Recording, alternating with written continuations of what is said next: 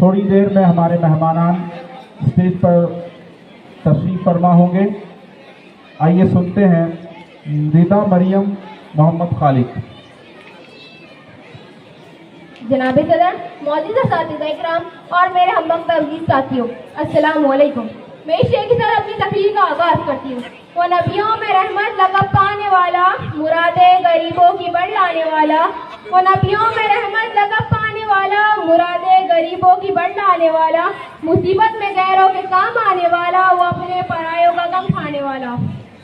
جناب صدر، حضرت محمد صلی اللہ علیہ وسلم سے پہلے تمام پیغمبر کسی خاص کام دور بستی کے لیے تشریف لے آئے، لیکن حضرت محمد صلی اللہ علیہ وسلم قیامت تک کی تمام ادوار اور مخلوقات کے لیے رحمت بنا کے بھیجے گئے. آپ رسول اللہ صلی اللہ علیہ وسلم کی رحمت و شفقت ہر خاص مقام اور اپنے بیگانے کے لیے تھی. دور جاہلیت میں اس نیز کا اس قدر رواج تھا کہ بعض لوگوں کو خدائی کا درجہ دیا جاتا تھا، جبکہ بعض لوگوں کے ساتھ حیوانوں سے بھی بدتر سلوک کیا جاتا تھا. لیکن آپ رسول اللہ صلی اللہ علیہ وسلم نے ان امتیازات کو ختم کر کے مساوات قائم کر دی.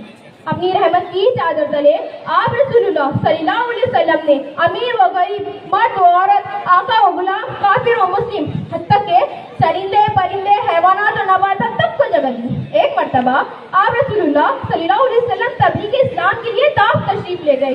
وہاں کے لوگوں نے آپ رسول اللہ صلی اللہ علیہ وسلم پر اتنے پتھر برسائے کہ آپ لہو لہان ہو گئے. فرشتے آپ کی خدمت میں حاضر ہو کے عرض کرتے ہیں، یا رسول اللہ، ان بستی والوں پر پہاڑ انڈیل دیا جائے. لیکن آپ رسول اللہ صلی اللہ علیہ وسلم نے اس حالت میں بھی بدوا نہیں دی اور فرمایا، میں رحمت بنا کے بھیجا گیا ہوں، شاید ان کی نسل سے کوئی خدا کا پرستار پیدا ہو.